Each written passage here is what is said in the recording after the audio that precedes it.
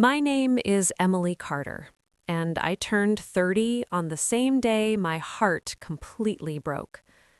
People often say that 30 is the age when life finally begins. For me, it was the age when everything I believed in suddenly collapsed.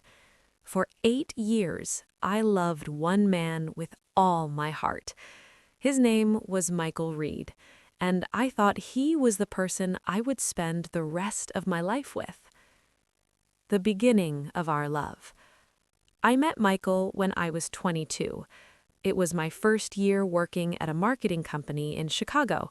I was young, ambitious, and a little nervous about the future. Michael worked in the same building, but in a different department. The first time we met was in the elevator. I remember dropping my coffee because someone accidentally bumped into me. The cup fell, coffee spilled everywhere, and I felt incredibly embarrassed. Then a voice said softly, "Don't worry, I think the floor needed coffee more than you did." I looked up. It was Michael. He smiled as he handed me a napkin. That moment seemed so small at the time, but it was the beginning of everything. Falling in love. Michael was charming, kind, and confident. He had a way of making every conversation feel important. We started having lunch together, then dinner, then long walks after work. Before I realized it, he had become the most important person in my life. After 2 years of dating, we moved into an apartment together. It was small, but we loved it. We filled it with cheap furniture, plants, and dreams about the future. Sometimes we stayed up late talking about everything: our future house, our future children, the trips we would take. Michael always said, "Emily, one day we'll have everything we want." And I believed him. 8 years together. 8 years is a long time.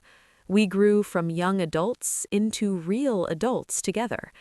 I supported Michael when he lost his job once. He supported me when my mother got sick. We celebrated birthdays, promotions, and holidays together.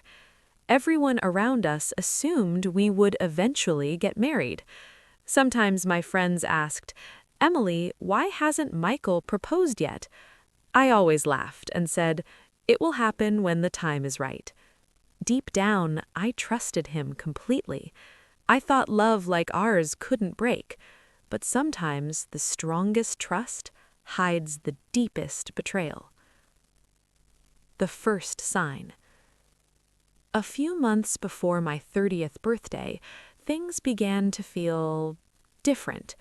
Michael started working late more often. He kept his phone close to him. If I entered the room, he sometimes locked the screen quickly. At first, I ignored it. I told myself I was imagining things. After all, we had been together for 8 years. Why would he suddenly change? One night, I asked him casually, "Are you really that busy at work these days?" He smiled. "Yeah, big project. It'll calm down soon." And I believed him.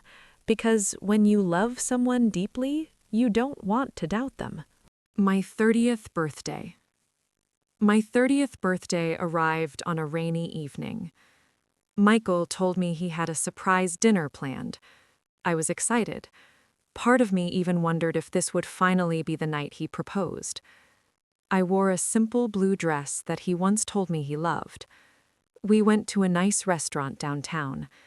Candles lit the tables and soft music played in the background. Dinner was wonderful. Michael was kind, attentive, and smiling the whole night. When dessert arrived, he held my hand and said, "Emily, I need to tell you something." My heart started beating fast. This must be it, I thought. But the next words changed my life forever. The truth. Michael looked down at the table before speaking. Then he said quietly, "I've met someone else." For a moment, I didn't understand what he meant. I waited for him to laugh and say it was a joke, but he didn't. He continued, "Her name is Sophie. We met at work 6 months ago.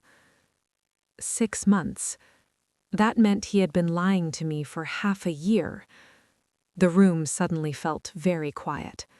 I could hear the sound of rain hitting the window. I asked one question. "Do you love her?" Michael didn't answer immediately, but his silence was enough. The end of 8 years. I didn't scream. I didn't cry in the restaurant.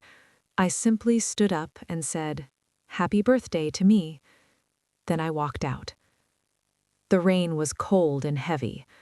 I walked for nearly an hour through the streets. By the time I reached home, I was completely soaked. Michael arrived later that night. We didn't fight. Sometimes betrayal is so deep that there are no words left. He packed a suitcase. Before leaving, he said softly, "I'm sorry, Emily." But the strange thing about apologies is that they can't repair broken trust. The door closed behind him, and just like that, 8 years disappeared. The loneliest weeks. The weeks after Michael left were the hardest time of my life. The apartment felt empty. Everything reminded me of him. His favorite mug, his books, the plant he always forgot to water. At night, the silence was unbearable. I kept asking myself the same question. Why wasn't I enough? It's a dangerous question, because heartbreak often tricks us into blaming ourselves. Learning to stand again. But slowly, something inside me changed. I realized something important. Michael didn't just leave me. He revealed who he truly was. And that truth, painful as it was, also set me free. I started focusing on myself again. I spent time with friends I hadn't seen in years. I took a solo trip to the mountains. I began exercising, reading, and writing again. Little by little, my life began to rebuild. Not the same life as before, but a stronger one. A different kind of love. A year later, I ran into Michael by accident at a coffee shop. He looked surprised to see me. For a moment, we stood there in silence. Then he said, "Emily, you look happy." And for the first time in a long time, I realized something. He was right. I was happy. Not because I had found someone new, but because I had finally found myself again. I smiled politely and said, "I am." Then I walked away. What I learned at 30. Turning 30 didn't give me the life I expected. Instead, it gave me a lesson I will never forget. Love should never require you to lose yourself.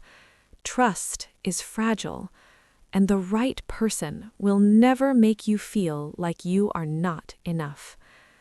Michael broke my heart, but he also forced me to become stronger than I ever imagined. So if you ask me today what happened on my 30th birthday, I will tell you the truth. That was the day I lost the man I loved, but it was also the day I finally began to find my real life. And sometimes, the end of one love story is simply the beginning of a better one.